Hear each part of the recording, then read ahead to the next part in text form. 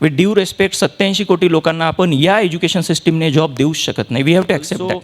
मी तुम्हाला एज्युकेशनचं मिनिंग सांगण्याचा प्रयत्न करत नाही आहे. It's my meaning which I have discovered in my journey. Edu हा एक लॅटिन वर्ड आहे ज्याच्यापासून एज्युकेशन हा वर्ड आला. आणि कार्ल यंगनी एक बुक लिहिलेला आहे. He was the one of the best psychologist in the world. His last book was the new man in search of soul. Good morning everyone. I'll keep it in Marathi, Hindi and English. I know की many of people have traveled across Maharashtra आणि बऱ्याच लोकांना फक्त मराठी कळेल. And we have speakers who knows English only, few of them maybe. So इथे प्रश्न पडला असेल की हे लाईफ एज्युकेशन वगैरे काय चाललं आहे काय. It is my life story actually. I have been reading books since my childhood. माझ्या वडिलांना खूप वाचनाची आवड होती. त्यांनी 4थीपासून मला वाचनाची खूप चांगली आवड लागली. I have a library of more than 6,000 books. I am really proud of that. पण मला एक जो गव्हर्नमेंट जॉब मिळाला होता ना, त्या जॉबमध्ये मी जे वाचलं होतं त्याचं काही इम्प्लिमेंटेशन होत नव्हतं. अँड आय वॉज क्युरियस की करायचं काय ना या गोष्टींचं. What should I do with what ever I am reading. तर तिथून एक क्वेश्चन चालू झाला की आय शुड थिंक की मी याला इम्प्लिमेंट कसं करू शकतो. आणि मी एक स्वतःला वेळ घेतला की just what is life. No, सगळ्यांना आपल्याला प्रश्न पडतो की what is life, what is the meaning of life. I was searching it. आणि एके वेळेला लक्षात आलं, I was reading a book, specific book. Carl यंगनी एक बुक लिहिलेला आहे. He was the one of the best psychologist in the world. His last book was the new man in search of soul. त्याने खूप छान statement वापरलं आहे तिथे. एक तो म्हणतो की when you see outside you found dreams, you find your dreams. When you go inside you find your vision, and when you follow your vision you start awakening. That's spirituality. तो म्हणतो की जेव्हा मी बाहेर बघतो की माझा मित्र IAS झाला आहे, त्याने ती कार घेतली आहे, त्याने ती गाडी घेतली आहे, we just compare and we start comparing and having our aims and goals from that point of view. त्यानंतर जेव्हा त्या गोष्टी आपण जगायला लागतो. I was earning around 70,000-75,000 in class 1 post. At the age of 23 I got selected through MPSC. सो एका middle class मुलासाठी that was enough, more than enough you would say. पण तिथे ना तो व्हॅक्यूम होता. That was incompleteness somewhere. तो incompleteness मला काहीतरी शोधायला लावत होता. आणि that journey guided me to come to this place. नंतर तो म्हणतो की when you go and start searching for those meaning in the dreams, no that material वर्ल्डमध्ये, तिथे ते मिनिंग मिळत नाही. But at those point you realize की there is something beyond that. There is something beyond that. आणि त्याच वेळेत ना मी एज्युकेशनवर जस्ट रीडिंग चालू होतं. एज्युकेशन कुठून आलं. You all are educationalist, most of you are principal. So मी तुम्हाला एज्युकेशनचं मिनिंग सांगण्याचा प्रयत्न करत नाही आहे. It's my meaning which I have discovered in my journey. Edu हा एक लॅटिन वर्ड आहे ज्याच्यापासून एज्युकेशन हा वर्ड आला. आणि त्या वर्डचं मिनिंग होतं टू ड्राउट. जर एज्युकेशन या वर्डचं मिनिंग टू ड्राउट असेल, संस्कृतमध्ये जो आपण धर्म हा शब्द वापरतो त्याचा संस्कृतमध्ये डिक्शनरी मिनिंग होतं unfolding of purpose of life. या दोन शब्दांना जरी आपण दुरून बघितलं ना कॉन्शियसली, की if dharma means unfolding of purpose of life, edu means to draw out, तर आपण एज्युकेशन सिस्टीममध्ये जे करतोय काहीतरी वेगळं चाललं आहे. मला वाटलं की यावर आपण काय करायला हवं. त्या started teaching to UPSC students. माझ्या मित्राचा एक क्लास होता. I was preparing during my college days. मला UPSC प्रिपेअर करायची होती, नाही मिळालं नांदेडसारख्या लहान सिटीमध्ये. So I started teaching. पण तिथे शिकवत असताना ना एक गोष्ट रिअलाईज झाली की या मुलांना काहीतरी करायचं आहे, पण त्यांना ना ती दिशा मिळत नाही. पण अगदी पहिल्या वर्षात मला एक रिअलायझेशन आलं की समोर 98 मुलांची बॅच होती. कळून जातं टीचरला एका की या 3 मुलांचं काहीतरी होईल या परीक्षेमध्ये आपण ज्या टीचिंग देतो आहे. बाकी 95 मुलांचं काय, बसलेल्या 95 मुलांचं काय. कोचिंग क्लासेसमध्ये तेच चालतं. आणि कोचिंग क्लासेस का आले बरं. शाळा कुठेतरी कमी पडल्या ना. भारतामध्ये जेवढे स्टार्टअप्स काम करत आहेत ना एज्युकेशनमध्ये, त्याच्यामध्ये 2 गोष्टी घडत आहेत. इफ यू सी, ते आहे त्या एज्युकेशनला टेक्नॉलॉजीच्या माध्यमातून पुढे नेत आहेत. They are not thinking like educationalist like you. Second होतं आहे they are coming up with very good financial models आणि खूप पैसा निर्माण होतो त्यातनं. पण खरंच एज्युकेशन बदलतं आहे का. मी कुठेतरी त्याच्या विरुद्ध विचार करून बघितला की कोचिंग क्लासची गरज का पडते. पण सिस्टीम पण कशी आहे बघा ना. मला 11th-12th नंतर एक परीक्षा द्यावी लागते, मगच मी चांगल्या कॉलेजला ॲडमिशन मिळेल. मला ग्रॅज्युएशन पोस्ट ग्रॅज्युएशन नंतर जॉब पाहिजे, तर तिथे सुद्धा काहीतरी एक्झाम द्यावी लागते. आणि ते कोचिंग क्लासमध्ये होतं, ते शाळेत नाही होत. IIT मेडिकल किंवा UPSC MPSC आपण कॉलेज शाळांमध्ये नाही शिकवत. देन स्टुडंट्स तिथे जाणारच ना. पण शाळा सेल्फ सफिशियंट होऊ शकतात का. आय थिंक त्यावर काम करण्याच्या उद्देशातनं आम्ही सुरुवात केली होती. आणि दुसरं ॲज अ एज्युकेशनलिस्ट की आहे ते एज्युकेशन का, असं काय. It was build for industrial age economy and we are living in knowledge age economy. आपण बघतच नाही आहेत तो जो बदल झाला आहे.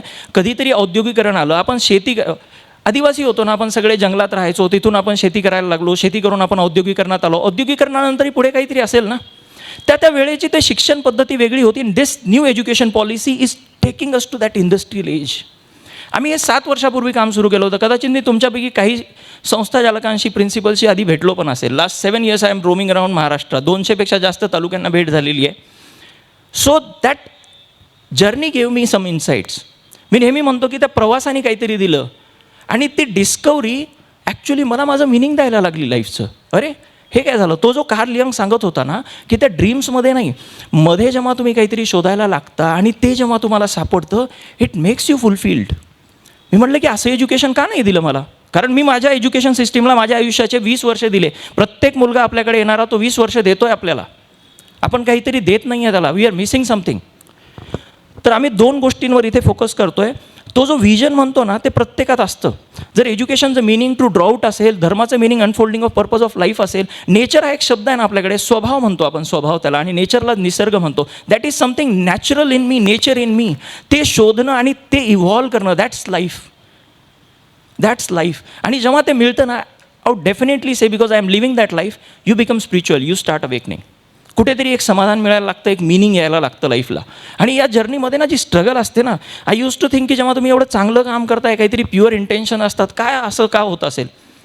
आय स्टार्टेड रिअलायझिंग की that journey was preparing me for something. मला जे इथे येऊन मे बी आता मी माझ्या स्टुडंट्सना जे शिकवतो स्टार्टअप्समध्ये, I have built 6 companies during this journey, सुरुवातीच्या फेजमध्ये. पण तिथे एक लक्षात आलं की हे बिल्ड करताना मी जे शिकलो आहे ना ते शाळा कॉलेजेसमध्ये शिकवायला पाहिजे. का शिकवायला पाहिजे माहिती आहे. आता बिझनेसेस सगळ्या शाळा कॉलेजेसमध्ये वी ऑलवेज से, खूप प्राऊडली आपण सांगतो की we have a demographic dividend. We have 65% youth below 35 years of age. 65% म्हणजे जवळजवळ 87 कोटी लोक होतात सर. विथ ड्यू रेस्पेक्ट, 87 कोटी लोकांना आपण या एज्युकेशन सिस्टीमने जॉब देऊच शकत नाही. We have to accept that. आपल्याला काहीतरी वेगळं करावं लागेल. And that's where that concept came up की असं काय देऊ शकतो मुलांना की ते काय करतील. तर मी या जर्नीमध्ये ना जात असताना मला एक गोष्ट लक्षात आली की मुलांना फक्त आपण देत नाही आहे म्हणून ते घडत नाही आहे.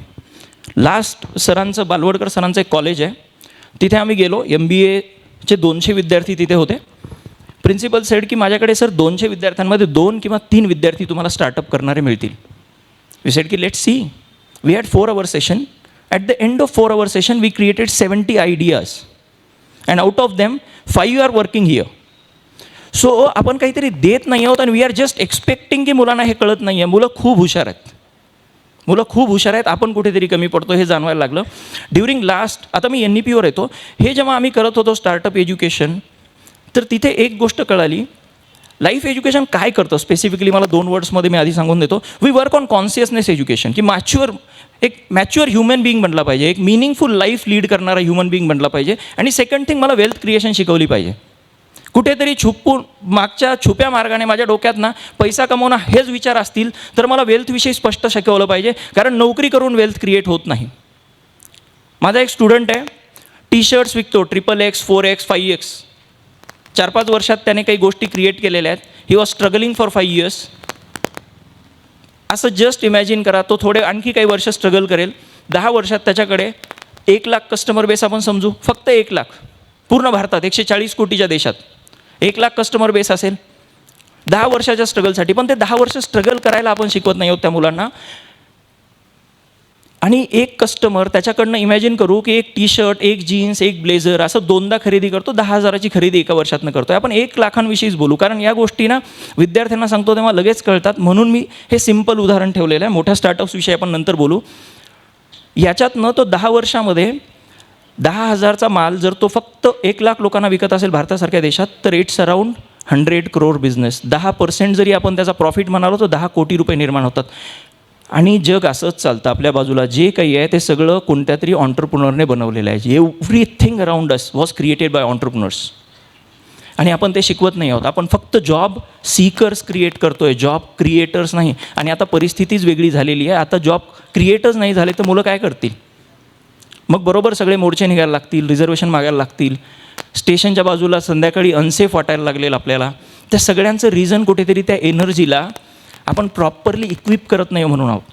आणि आणखी एक प्रश्न आहे ना, आपण म्हणतो ना ही मुलं आहेत, ताकद आहे, पण ही मुलं 10-15 वर्षात म्हातारी पण होतील ना. We have just a window of 10 to 15 years where we have to work on them. आणि दिस NEP ना is a big opportunity I feel. NEPवर मी जेव्हा फिरलो हे कार्यक्रम घेत, तिथे बऱ्याच लोक म्हणत आहेत की क्रिटिसिझम वॉज देअर. काही नवीन गोष्ट आली की आपण क्रिटिसाईज करायला पाहिजे because that's how we improve. पण ठीक आहे ना, क्रिटिसिझम करूयात, पण it should not be like की कम्प्लिटली क्रिटिसिझमच करूयात. Let see it as a opportunity. कारण काहीतरी बदलायची संधी पण आहे याच्यामध्ये. नेमके मला अनुभव आलेले, first of all there is no clarity NEP एक्झिक्युशनची, असं मला बऱ्याच प्रिन्सिपल्सनी सांगितलं, more than 100. So we thought की we are not the right person to give that clarity. We ask some committee members, some educationalist like Harish sir from IIT Delhi. I am following him since last 5 years. त्यांनी IITमध्ये असून NEPवर foreign tours घेतात ते लोकांचे, की how education system over there in Germany और Finland और UK is working, आणि आपण NEPवर इथे काम करतो आहे. तर अशी लोकं जी लायक आहेत तिथे बोलायला, committee members, Golar sir and his committee, Nitin Karmalkar sir, आम्ही त्या कमिटी मेंबर्सना बोलवलं, अशा एक्सपर्ट्सना बोलवलं की ते एक्झिक्युशन तुम्ही सांगा. आम्ही काय करतोय ते आम्ही सांगू. We are not the right or competent person to talk about the execution, पण लेट इट बी. ती क्लॅरिटी येईल. मागची पॉलिसी जेव्हा लागू झाली त्याला 10 वर्ष लागले. व्हेन आय वॉज स्टडिंग, पूर्ण इम्प्लिमेंटेशन व्हायला 5-10 वर्ष लागतील. पण दॅट्स वेअर आपण ते रेजिस्ट करणं सोडायला पाहिजे. कुठेतरी आपण ना, म्हणजे लर्निंगचा सगळ्यात मोठा पार्ट हा असतो की अनलर्न करावं लागतं, आणि it's very difficult to unlearn. आणि या एजमध्ये अनलर्न करणं खरंच अवघड असतं, इवन माझ्या एजमध्ये सुद्धा.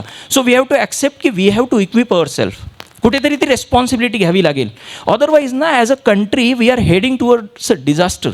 मी काल कुठेतरी रिपोर्ट वाचला की आपली पॉप्युलेशनची जनगणना नाही झालेली, पण कुठेतरी रिपोर्ट आला की we have crossed 142 crore population. आपण चायनाला मागे सोडलं आहे, पण चायनाकडे लँड वाईज आपल्यापेक्षा तिप्पट लँड आहे सर, साईजला. आपण एक बॉम्ब घेऊन बसलो आहे, बॉम्ब. तो कधीही एक्सप्लोड होऊ शकतो या पुढच्या 5-10 वर्षांमध्ये. सिव्हिल वॉर सुरू होतील आपण असेच जगत राहिलो तर. Literally it is so serious question. आणि अशी काही लोकं आहेत जी इथे काम करतायत या प्रश्नांवर. पण मला वाटलं की this is the best platform. You are the right people who can change the system and the future, and we are just trying that.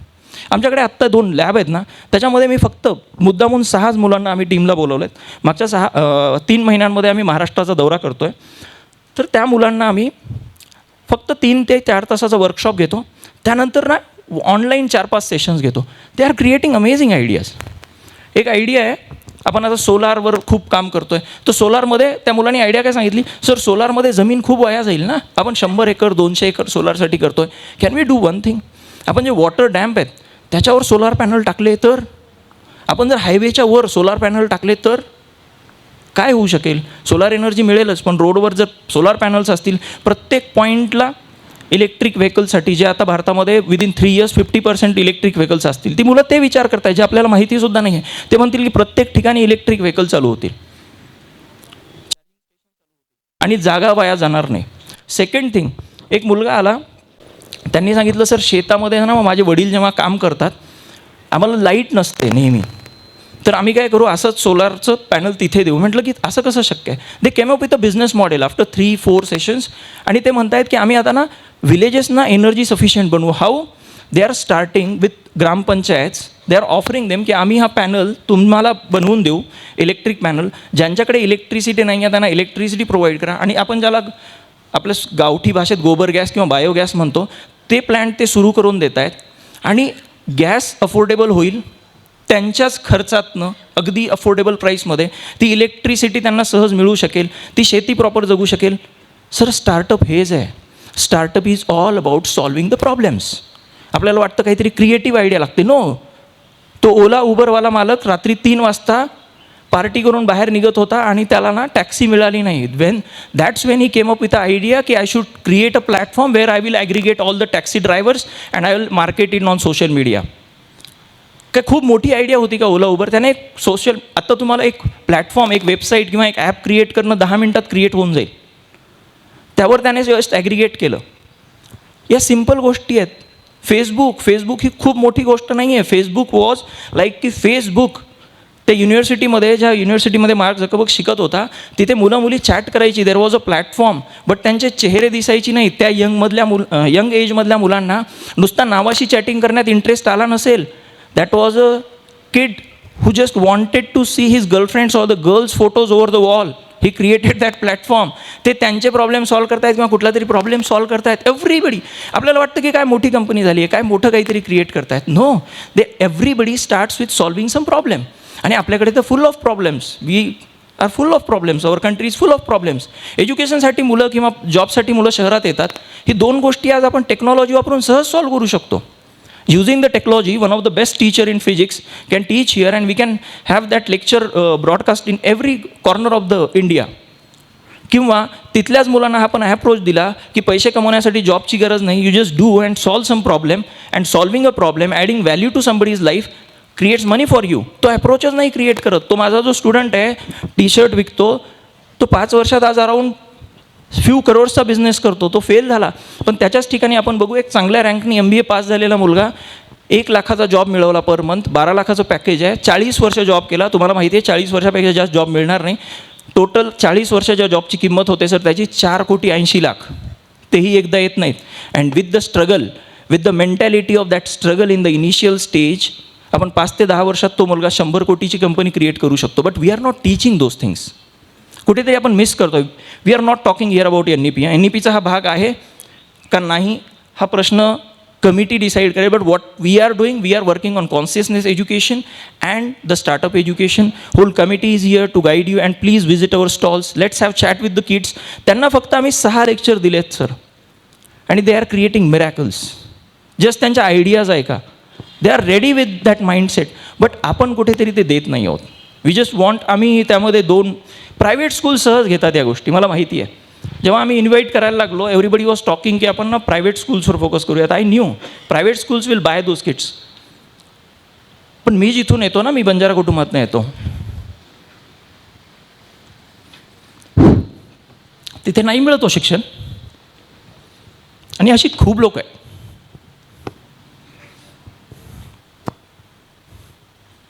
आणि you can change that. Thank you. Please visit the stalls. Thank you so much, sir.